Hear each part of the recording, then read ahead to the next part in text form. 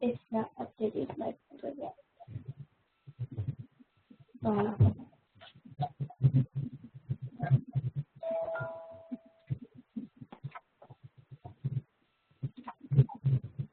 You can just do audio.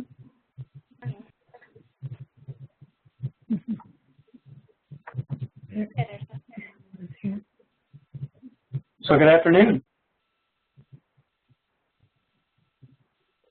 Oh, good afternoon to you. So what I figured that I would do while people are still connecting and getting set up and making sure the technology is working is I have probably a minute or two of just complete throwaway comments before we get started. The first of these is that this is being recorded and the video should go up. Actually, I'm getting an alert, so let me make sure the alert is nothing to be alarmed about. Oh, it isn't. The video ought to go up in probably a day or two, and it's going to stay private, and it's going to be released to everyone who sent us a Google profile, who gets access to the Google Drive.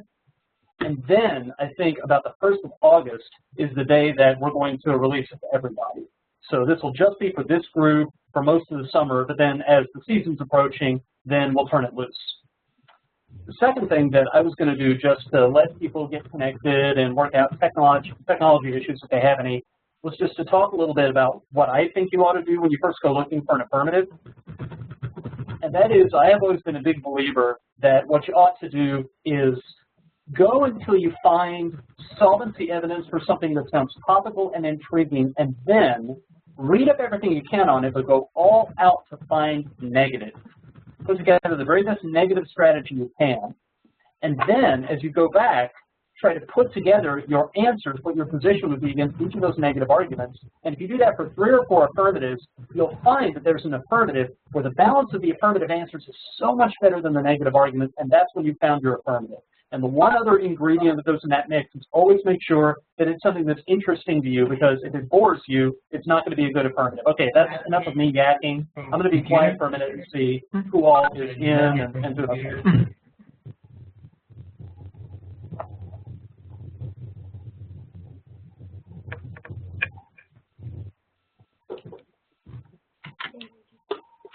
So it looks like we have quite a turnout.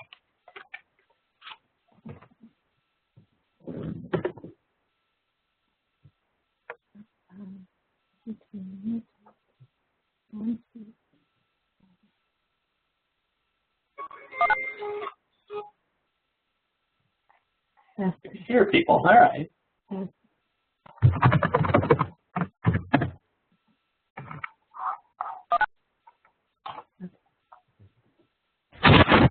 a long chat going on here.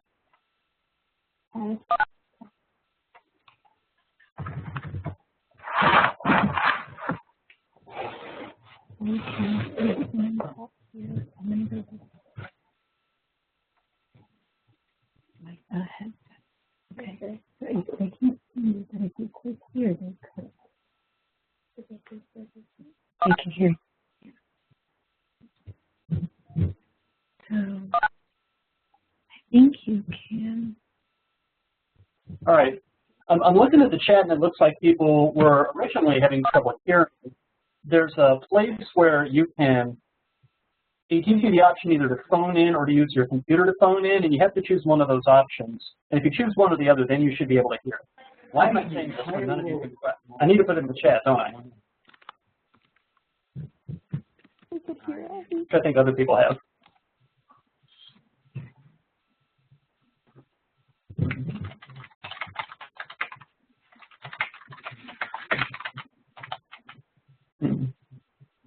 You muted Put that. I'm trying, but it's not working. Hi guys. So you can hear it.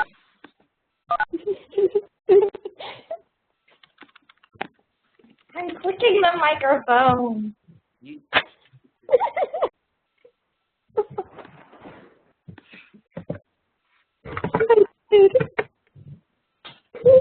Alright, so welcome to this place.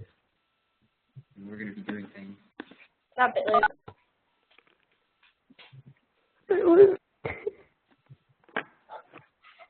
Austin.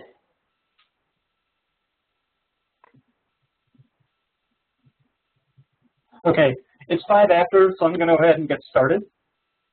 And what I was planning to do for the first part of this, not to do an in-depth topic analysis and go into the history of all these laws dealing with electronic surveillance, but to do just a little bit of an overview, a little bit of what I think is the core of the topic, and then some ideas that I've had about what I think the periphery of the topic is, some of the things that fit perfectly within the wording of the resolution, but may not be the very first things that you think about. And then I think that will take under 10 minutes. And whenever I am done and wrapped up with that, then that is where we're going to turn it over into a brainstorming session, into a discussion. So this first part is to get everyone's juices flowing. And the one thing, oh, now I hear myself. Huh. Why am I getting feedback? Let me see if I do that. If I do that, then I can't hear it. Huh. What is going on?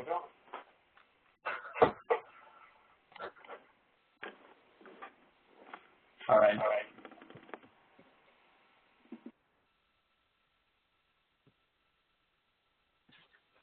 Are we good now? There we go. Okay. I am, for about the next several minutes, going to go and hide behind PowerPoint, just because I'm going to burn through some of this stuff kind of quickly, because its purpose is just to get you thinking, just to churn up your ideas. This PowerPoint, by the way, is already up in the Google Drive, and we're going to release the Google Drive in about the first few minutes after this chat is over with. So let me, oh heavens, now I got to figure out where the thing went to share my desktop with you. That will take just a moment.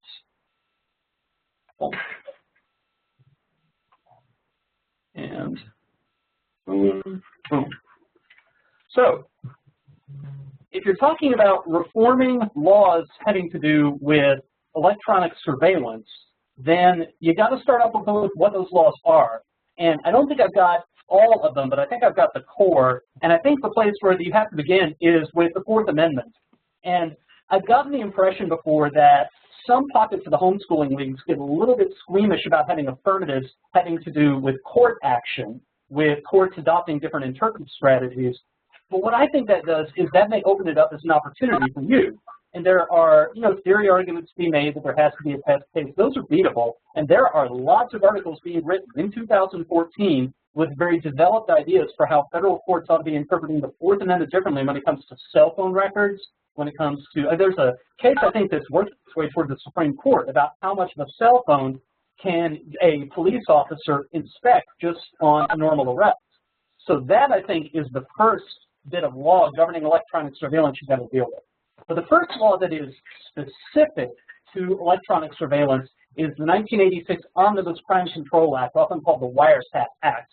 The Wiretap Act came into being just a few years after the assassination of John F. Kennedy, after I think it was Berger versus New York was made it to the United States Supreme Court, and they said that there were problems with wiretaps that were being adopted and that they violated the First Amendment prohibition on unreasonable search and seizure. So the 1968 Act was to lay down the conditions under which you could wiretap a hardwired phone that had a central exchange and switches and so forth. And that was pretty much it until 1978, the Foreign Intelligence Surveillance Act. And that was chiefly about collecting data from overseas. And it set up FISA courts and so forth, and it gave the National Security Agency a lot of power. And for the longest time, this was something that people in the United States tended not to know a lot about, that nobody would even admit the existence of NSA and wouldn't talk much about what it did. You get to 1986, and the ECPA, which is the Electronic Communications Privacy Act, and what that did is it updated the 1968 Act. It changed some of the provisions of the Wiretap Act to account for the fact that now wiretapping needed to include computers, it needed to include changes in how telephones were operating, so it was pretty much just a sequel to the Omnibus Act. Then, in 1994, during the Clinton administration, comes the Communications Assistance for Law Enforcement Act, which required people putting up telephone infrastructure to leave back doors to make it easier to put wiretaps in. And I'll mention as a quick aside that just in the past 3 or 4 years, the FBI has started talking about how they want to expand this law to cover the internet. And there's a fair amount being written about how that could be just a catastrophically bad idea. And if you do searches for FBI and going dark, the phrase that they use for this is going dark, and how it's getting harder and harder to track communication between people involved in organized crime, then you can kind of get onto the tip of that. Or if you search for Kalea with internet, then you can find some of the stuff being written about that. Then, after September 11th, the USA Patriot Act happened, and in particular, Title II of the Patriot Act is about expanded authority to do surveillance for people who are suspected of being involved in terrorist activity. Just a few years later, at the very end of George W. Bush's presidency, there are amendments to the FISA Act to streamline the process to give NSA expanded authority, and that was actually a 3-year series of negotiations. Those were proposed in 2006, renewed in 2007, and finally made it through and were signed in 2008. And then the last one that I'll mention in passing is right now there's a bill that's making its way through called the USA Freedom Act. And the USA Freedom Act is intended to trim back some of the really expensive programs that the Edward Snowden leaks from about a year ago revealed that NSA was involved in. And so any of these laws, I think if you go and you do your Alexa searches and your EBSCO searches and your Google Scholar searches, and you find a proposal for amending one of these laws that has primarily or entirely to do with electronic communication, then you've got a topical affirmative. So when you go out hunting, if you use these as your search terms, especially if you put electronic surveillance with them, that's where you're going to be able to flesh out an idea and get a sense of what you need to be ready for. And this is something I've been in the past kind of a broken record on, but I'll just really quickly say it again. It's such a mistake to sit in a room by yourself and just think of ideas of what the debate topic is going to be. The much smarter way to do it is to go to the literature and find out what are people writing about. Go and survey the evidence. And so this, I think, is your first stop. Now, the second list I want to run through real quick is of particular technologies about which a good deal is being written. And these technologies, they are labeled electronic surveillance, or they're what gets discussed when the subject matter, when the controversy is electronic surveillance. So here they are. The first one is closed-circuit television. And this is something that's showing up a lot more in larger cities. It was used very extensively in London, and some cities in the United States are starting to put up more and more closed-circuit cameras, and a lot of private businesses do it too. And really, you get to where you have entire big regions of a city where you can't go anywhere without constantly being on camera. And then those recordings can be retained, and they have an idea where you are at all times. Then a second technology is the use of unarmed aerial drones. You put cameras on them, and they can go anywhere. And it's not the same as a closed-circuit camera, which is just in one place. So they can conceivably come onto your property. They've been used a few places. I think there was one case that made it to a federal judge in North Dakota where a drone had actually flown onto someone's farm or ranch, and the judge actually dismissed the suit. But the owner of the property said that that had been an invasion of privacy. So if you look about what is being written about drones and surveillance, as opposed to drones for offensive military uses, you're going to find some material that I think will be relevant to the topic. Internet surveillance. Internet surveillance, what I mean by that, I mean things like the PRISM program, things like the Carnivore program, things that NSA has been doing. NSA has been going around to the giant internet service providers, Google and America Online and companies like that, and they have been collecting the information. They've been collecting the search histories, sometimes just massive oceans of information, and then being able to sift through it and find things out. Then there is GPS, global positioning, that they can use your cell phone to tell where you've been and where you're going. And in some cases, there have even been some court orders to put a GPS device on a car, or at least it's been proposed.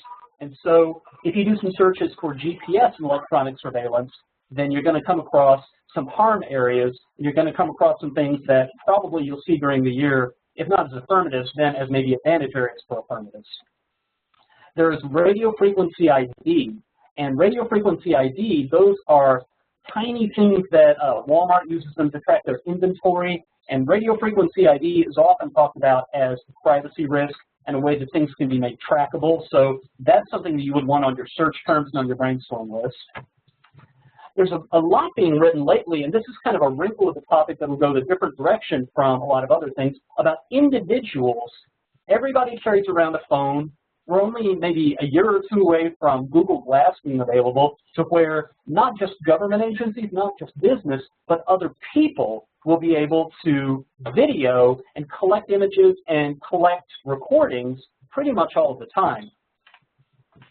Biometric ID, being able to do face recognition, being able to collect information about where you were based on pictures posted on Facebook, being able to do it from security camera images taken over ATMs.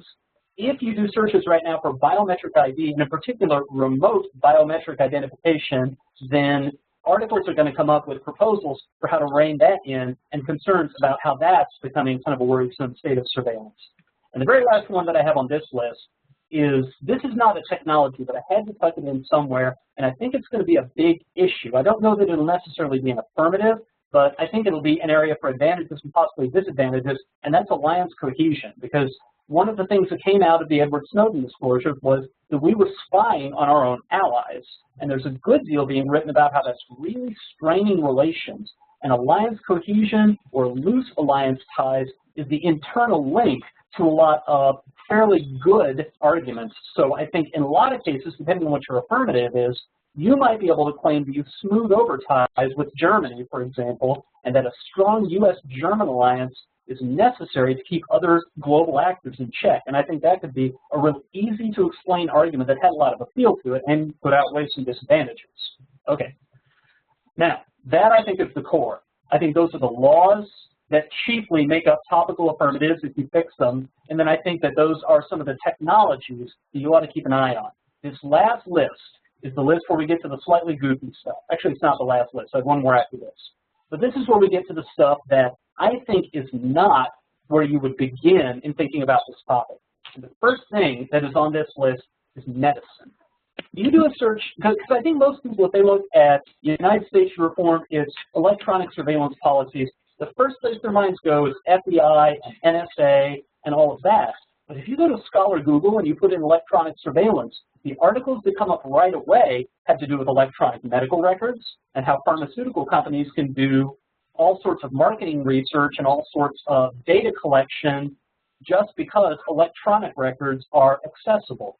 And then there are articles talking about new wearable devices that can communicate your blood pressure, your heart rate, your sleeping patterns directly to your doctor, and how these are so new that there are not adequate safeguards. And those safeguards will come from the Food and Drug Administration. And those are all labeled electronic surveillance, which means they are completely topical, and they're something that you might want to explore for your affirmatives, and you definitely want to think about how are you going to be ready to debate them if someone else shows up and that's their affirmative. The second area is Wall Street and keeping up with electronic trading, and how the government agencies who oversee trading on Wall Street, how do they collect the data about compliance? How do they track the trades that are being made and make sure that there's no insider trading going on? How do they look for fraud? All of that, I think, you could find, if you can find evidence talking about how that could be reformed to improve, then that's another example of electronic surveillance that goes off in a different direction from the whole national security, terrorism, organized crime area. The third is electronic surveillance in the workplace. And there are more and more workplaces, there are more and more stores that for loss prevention put cameras all over the place. There are more and more business offices that put trackers on people's computers and even trackers on their cars to make sure that they're productive all throughout the day. And there's more and more being written that that's worrisome, not just because of the invasion of privacy, but also just because that's a way that bosses kind of mistreat workers. And so I think that you might find there are proposals to rein that in and put some limits on that, and that would all be topical action. A fourth idea is using electronic surveillance for border security. And there are certainly systems like that in place in various parts along all the United States borders, actually. And if there are ways to make those work better, if there are ways to deploy those more effectively, then that conceivably is an area of topical action. if you were to do a search right now about big data brokers, about how businesses, especially when you're browsing around on the internet, all the information they collect from you that you do not know that they are collecting, and how they're selling that, and how there's this built-up demographic picture of you that anywhere you go, ads are served up to you, and various other things happen because so much data about you follows you anywhere you go. There are starting to be some proposals for how that ought to be handled differently, and that, I think, is all topical action.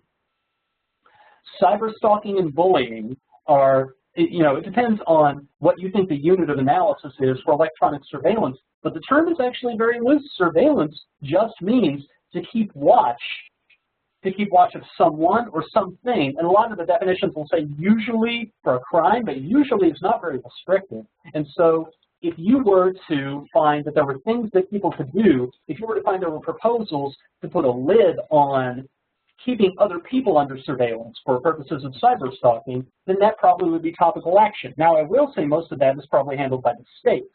And so if you're good on a federalism argument, or if you have the kind of judge pool to where a state's counterplan might be appealing, then that might be vulnerable to that. It doesn't seem like that's the kind of thing the federal government would get that involved in, but you never know. You might find a good defense for why federal action is necessary. Spy satellites. The search for extraterrestrial intelligence. Asteroid prevention. All electronic surveillance. All topical. You find a proposal for how to do them more effectively, those are affirmatives. And over the years, asteroid detection has been a really, really successful affirmative just about every time it's topical. So that's something that, even if you're not going to run it yourself, might be a good not affirmative because it's the easiest thing in the world to explain. And you definitely want a strategy against it. The Comprehensive Test Ban Treaty. And you might be thinking, whoa, that's a bit of a stretch. But my point about the Comprehensive Test Ban Treaty is the arguments deployed against it in the past that really kind of shot it down were that we couldn't catch cheaters, that our surveillance wasn't sophisticated enough. And just this year, just in the past couple of months, there's more being written about how the international surveillance system that caught North Korea's most recent nuclear tests and so forth, that's become sophisticated enough that it's time to revisit whether we should ratify the treaty, because we're the ones who are spearheading the surveillance in the first place. So our electronic surveillance program in tracking nuclear tests around the world, how do you reform that? By ratifying the treaty that we acceded to, that we pretty much endorse, but that we've never ratified. You possibly could get away with that being topical action, and that's another affirmative that when it's topical is very, very compelling. Federal prisons and preventing violence and preventing suicides. A lot of the ways that that is carried out in prisons is with electronic devices, and so if you could find ways that that could be done more efficiently, that's also topical action. And the very last one, air traffic control. There's pretty good 2014 evidence that we have aging air traffic infrastructure. And you know that a lot of that is done electronically. The phrase electronic surveillance is used periodically to describe air traffic control. So if you were to upgrade that, that could also be topical action. Okay, that is my sort of opening salvo of ideas that are a little bit off the beaten path. I have just 2 more things to do, and then we're going to figure out how to turn this into a brainstorming session without it turning into conversational chaos. But the one more thing I want to do here is I want to point out that I think there are 3 directions that affirmative plans are going to go, and then there are 3 sets of operators or purveyors of surveillance that the affirmatives will be about. I think that affirmatives are going to they're going to strengthen the ability to carry out surveillance, and a lot of them may give the NSA more power, give the FBI more power, or they're going to curtail it. They're going to say that we're in danger already of going to a surveillance state and losing all of our privacy and losing all of our freedoms, so we need to rein it in. Or they're going to rationalize it. They're not going to strengthen it. They're not going to curtail it. They're going to make it smarter. You might find that there are affirmatives that change how we collect intelligence overseas just in such a way that it doesn't upset our allies. Doesn't make it stronger, doesn't make it weaker, makes it smarter. And then the 3 groups of purveyors of surveillance, the government, obviously, but also private business And then finally, as I was talking about with cyber stalking and also possibly the use of drones and a few other affirmatives, Google Glass and things like that, individuals.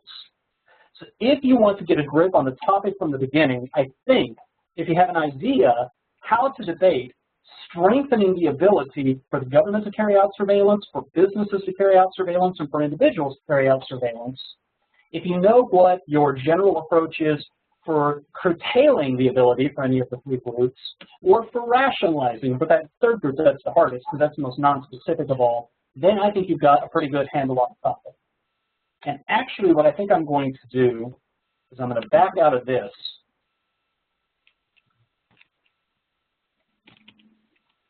And here's what I think. I think that if you at this point have got an idea that you want to talk out or a suggestion that you want to add to the brainstorming, then unmute yourself and share your idea. When you're done, just let us know that you're done. Say Roger or Over or something like that, and we'll let someone else have the floor. So, listening to you and of your idea of kind of wacky things that you think are out there. And I noticed that you didn't include anything regarding wildlife. And since we're all fresh of a giant wildlife topic, it just makes sense that we'd include that in there. That does make sense. One of the things that we looked at over the past couple of days was electronic surveillance, maybe in the area of agriculture, and found absolutely nothing. And it does seem like, yeah, because and I remember just seeing a documentary on this a couple of weeks ago that a lot of the things that you banned wildlife with, now they have pingers. And so, yeah, if you were to find some proposal for how to do that more effectively, then yeah, that would also be topical.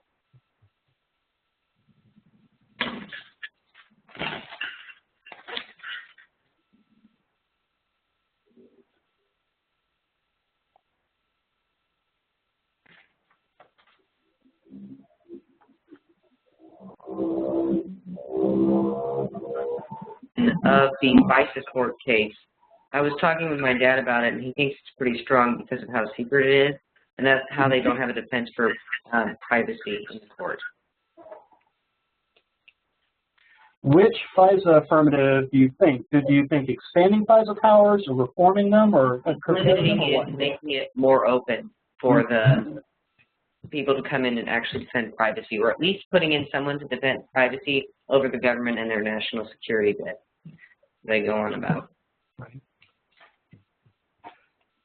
You would really, really need to be ready for the arguments, because I think if that becomes a popular affirmative, then I think negatives are going to get deep on just how quickly terrorism is evolving, and the next terrorist attack will be nuclear, and they will have reasons, and they have the negative block. They'll have all sorts of developed explanation for why, if FISA is more open, then it can't operate effectively, and then you're the one who's responsible for an attack, and you're left weighing FISA operating in the dark, people not knowing what's going on, versus the deaths in the next terrorist attack.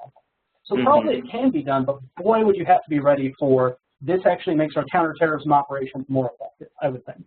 Right. So I guess this is kind of similar to the last question, but as far as having those cases that are going to be decrease NSA or reform the NSA, what would you have as generic negative arguments for people that are very pro-privacy, government needs to stop surveilling people? Well, there's very good evidence. There's very good evidence out there not only that the surveillance state, it undercuts all of our institutions and it destroys our freedom, and you can give a very, very powerful oratorical rebuttal on that. But in addition to that, what I have always been happiest over the years, both as a debater and when I was coaching, is when your impact actually interplays with the claims of the affirmative, when you can say the impact turns the case.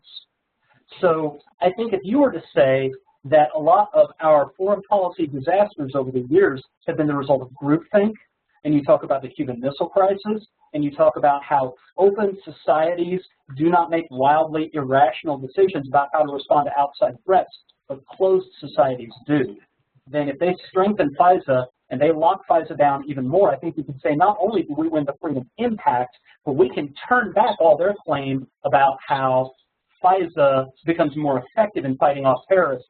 All they're going to do is they're going to get all cognitively ingrown, and there's going to be a lot of miscalculation and a lot of really stupid decision making. Thanks.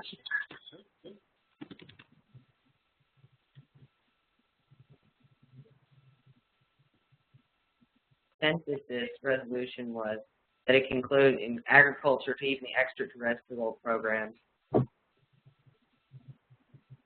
I'm sorry, I could barely hear that. Go ahead. Oh, let me try again. Yeah. I was kind of shocked about how extensive this resolution this year was about it can extend from FISA court to the agricultural aspect to even the extraterrestrial programs. Oh, yeah. Electronic surveillance is not a very restrictive term, and the wording of the topic is the wording that's familiar. It's just reform laws having to do with. And so I think just about any place, I can give you another example. I saw an article that made an argument that there ought to be First Amendment protection for people collecting video using Google Glass. And that's, you know, that would be a federal reform. That'd be something the federal government would do. So, hey, there you go, another affirmative with a completely different advantage area than probably the rest of the topics. I think there'll be a lot of those.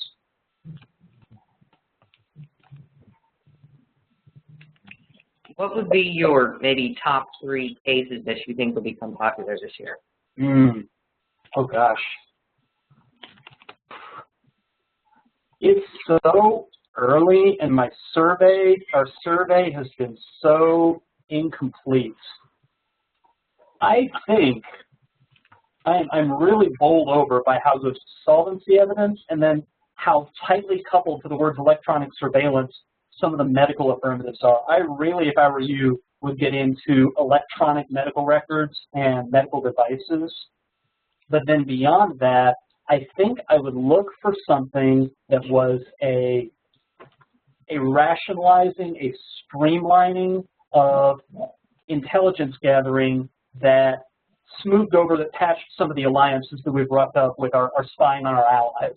And really didn't claim anything other than that, especially to begin with in the 1AC. Just said, this doesn't make us better, it doesn't make us worse, but it makes Germany like us again. You find something like that, and it's going to be hard for them to get a total.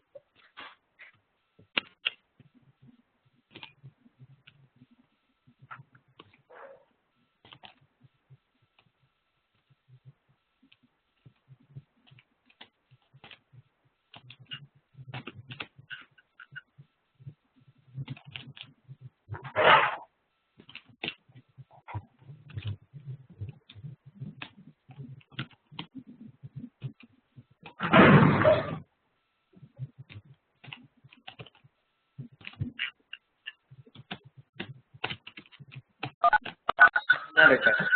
Go for it. Do you think that how general it is, you could probably make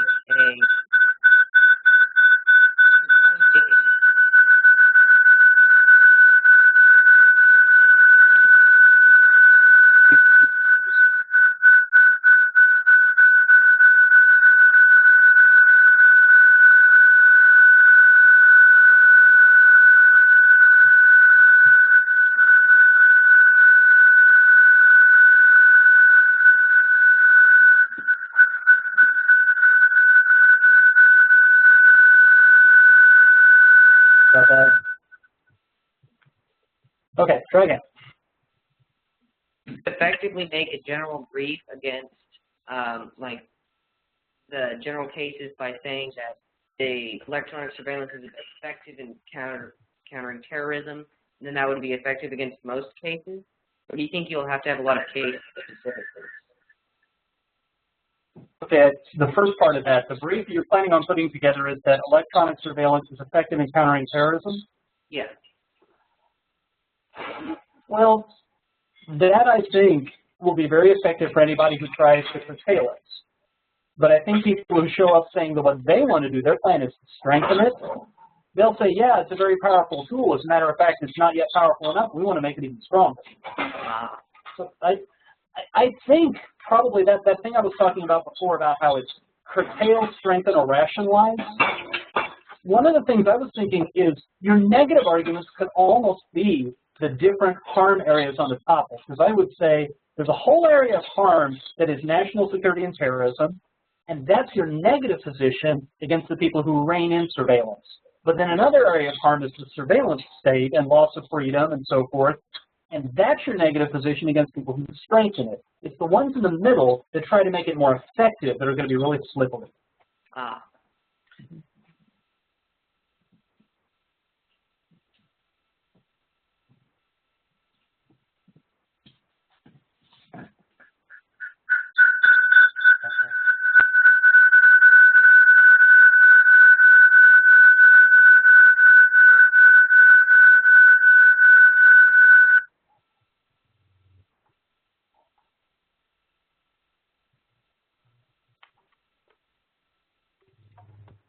Right. So what else we got? As biometric ID thing, Mhm. regards to the new laws that were passed in Europe dealing with the right to basically banish, how do you think that those laws are going to play out in this resolution? What's interesting is you'd be surprised how many people there are who are writing about this who will say, so here's my survey of American privacy rights protection, and now here's my survey of how they're handling it in Europe. Neither one works. And in particular, the European method would never work in the United States because Americans' cultural ideas about privacy are completely different. We wouldn't understand them. We wouldn't respond well to them. So here's a third way to understand it.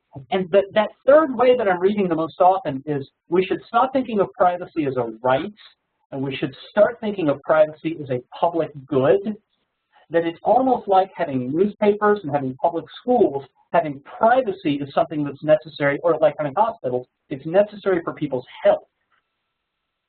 And that I've seen pop up 2 or 3 times, sort of threaded through as the third way between the American approach and the European approach. So I know that I've been talking around your question, which was the right to be forgotten.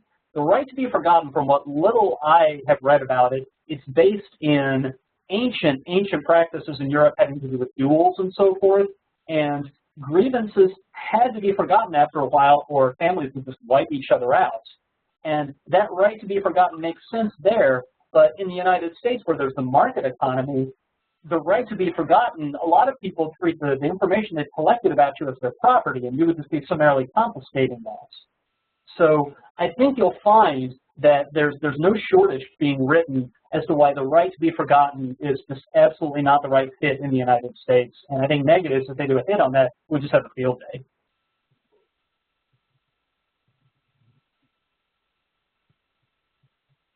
What do you think the judge bias would be, and how can you overcome the general judge bias of this topic? Because the affirmatives can go in so many different directions, let me take about 2 steps back and say part of my philosophy of affirmative picking for 30 years now has been have your anchor affirmative, have the affirmative that you like best and you feel most comfortable with, but then have a couple of satellite affirmatives. And the topic goes in so many different directions that you could have an affirmative that you really, really love that's very patriotic and very much about making America strong and tough and too tough to mess with, and another affirmative that is about keeping the people safe from their own governments.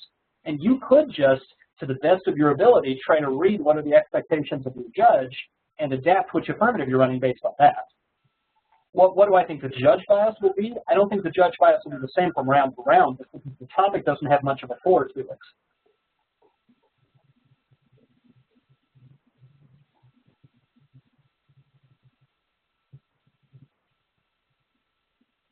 How do you think the patriotic cases would work?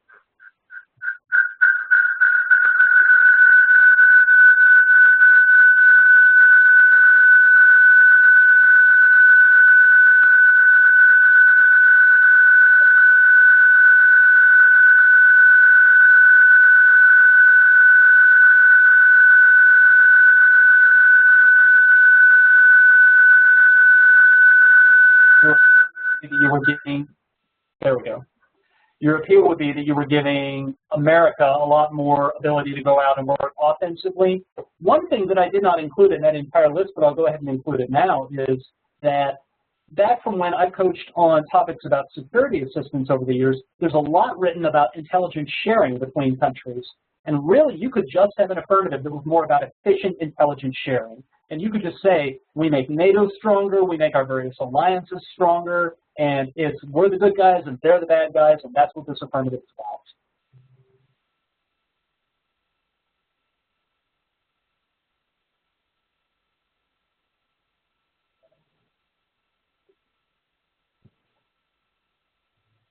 What would you say is going to be the case that you're like organization that has the most evidence for it?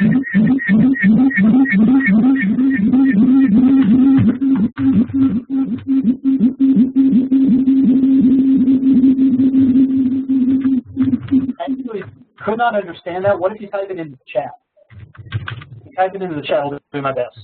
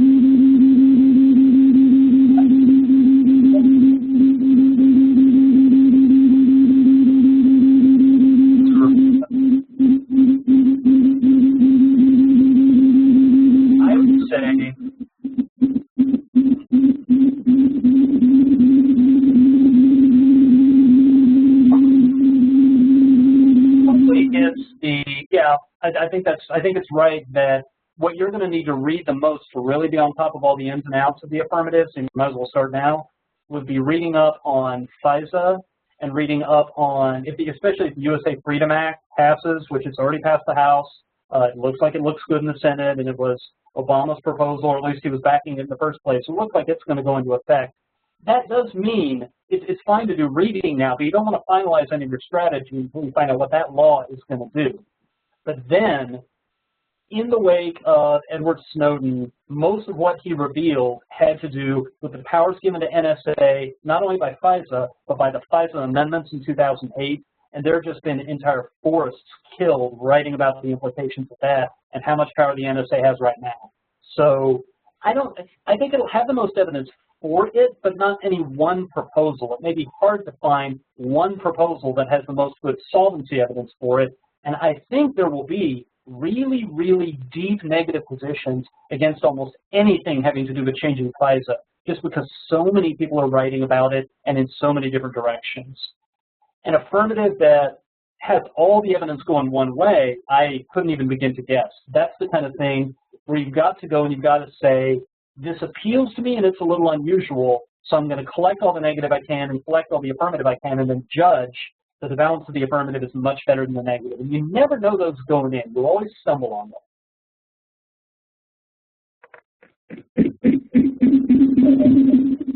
Okay, can you hear me? Yeah, I can hear you. Okay, good. So I had a question. Can the TSA also be topical, like body scanners, any of those type of things? Probably, yeah.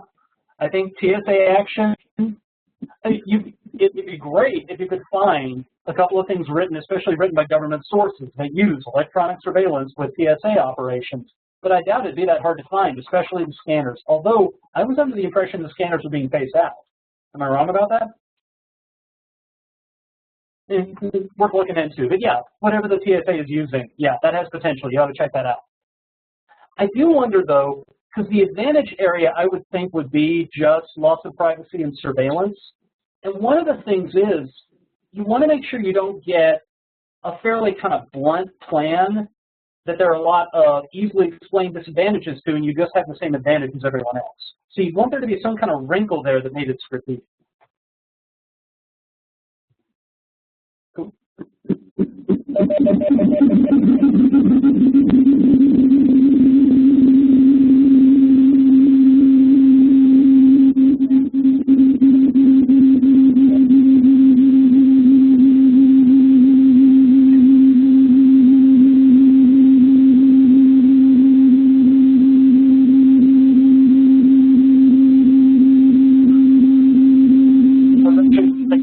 Being at the dance club for people with a confession.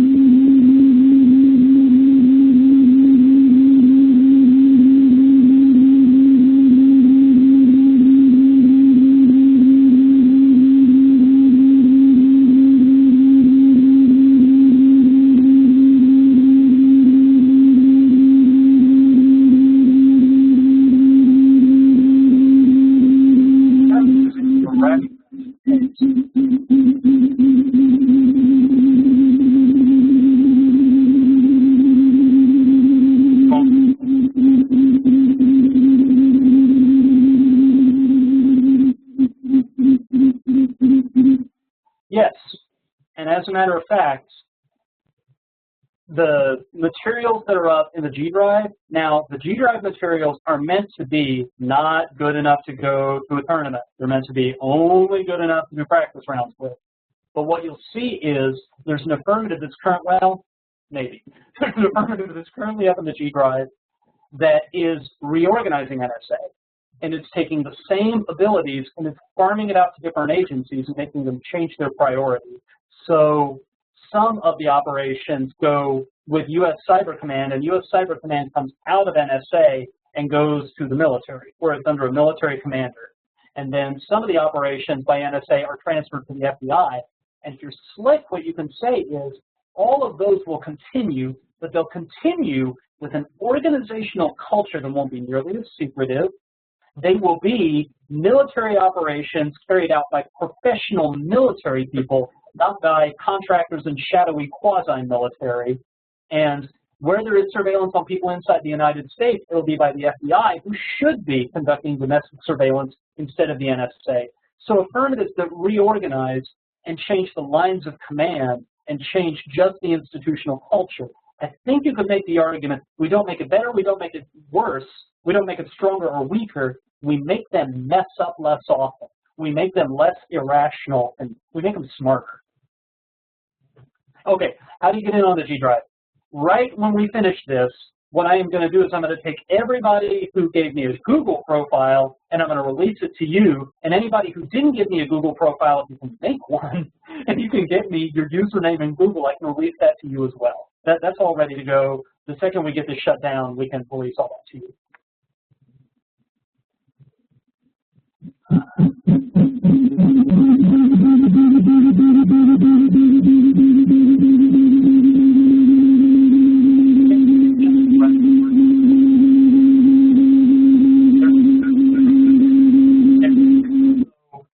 Some of what FISA does is about keeping tabs on what some hostile nations or rivals are doing. So FISA collects some information about North Korea.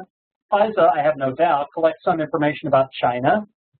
And then some of the off-the-beaten-path approaches I was talking about, like the Comprehensive Test Ban Treaty, if that becomes a viable affirmative, that's going to be a big, big, big foreign policy thing. It's also the case that if the United States continues to just expand and expand and expand its surveillance, there are people who are writing about how we start to lose our leadership in foreign policy issues.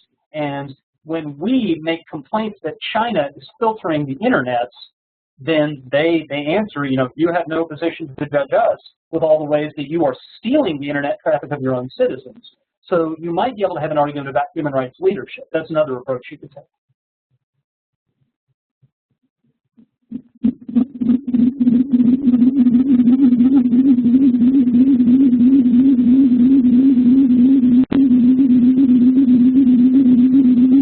Authority. Foreign ES examples. ES. Oh, electronic surveillance. Well, most of what the National Security Agency is authorized to do and has been since the 70s is to track email communication, phone communication outside the United States. So we have, they had a tap on gosh, I'm going to draw, oh, Angela Merkel. They had a tap on Angela Merkel's own personal phone. So aside from that, there's also in the whole area of space, anything having to do with spy satellites. There was an affirmative a number of years ago about just commercial observation satellites on one of the college topics, and how a lot of these sort of mid-level powers, like the Middle East and some of the tigers in Asia, they could buy satellite images, but they would misinterpret them. They would look at them and not understand what they meant, and that was fueling regional tension and regional arms races. And all that affirmative did was have the United States give assistance to interpret that satellite data properly. Even that probably could be a topical affirmative. It'd be changing policy having to do with electronic surveillance, or reforming policy having to do with electronic surveillance.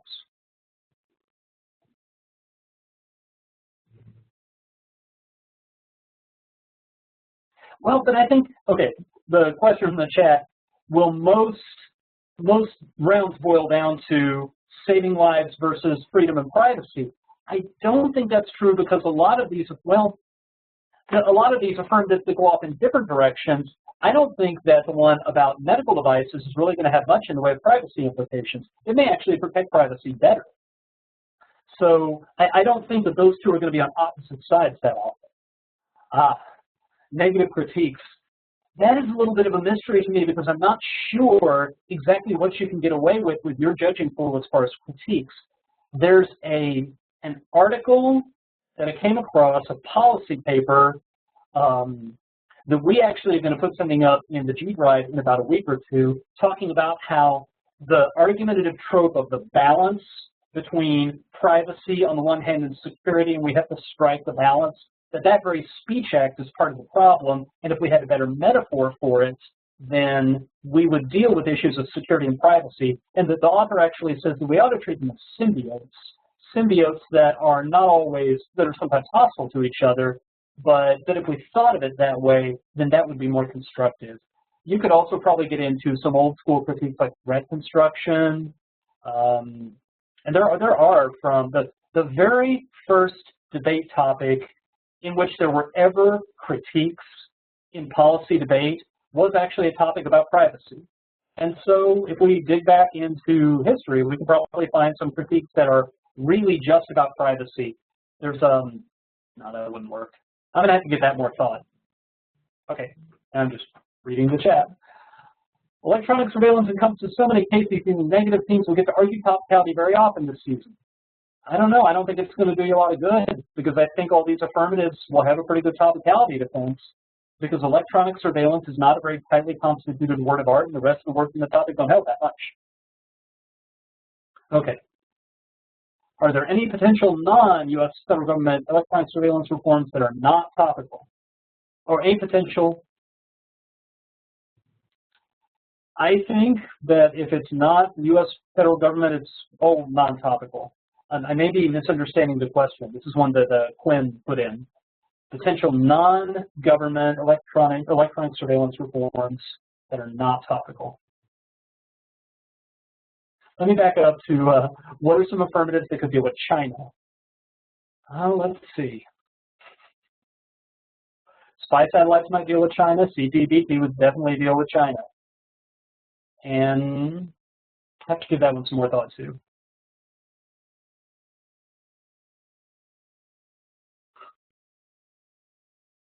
All right. We have just about 5 more minutes here, so does anyone have a comment or suggestion that you've been sitting on and you really wanted to get out?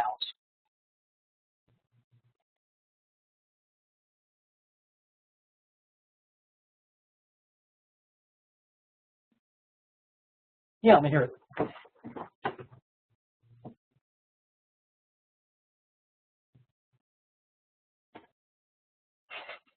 The photo behind me, oh, you mean that one?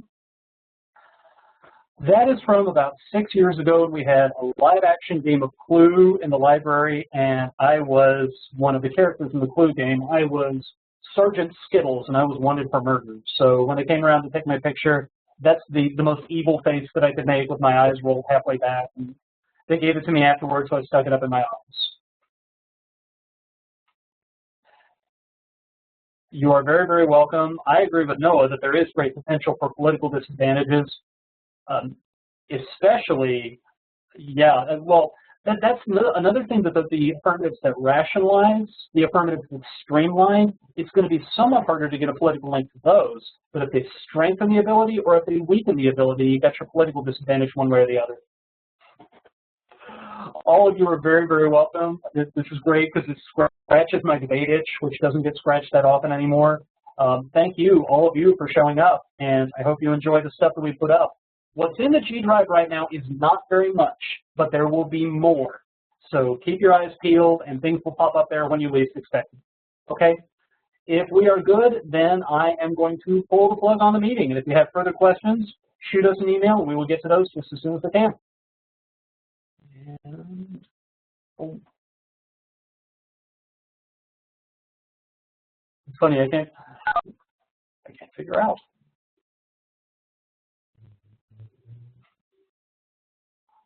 Oh, it's here somewhere. Where are you at?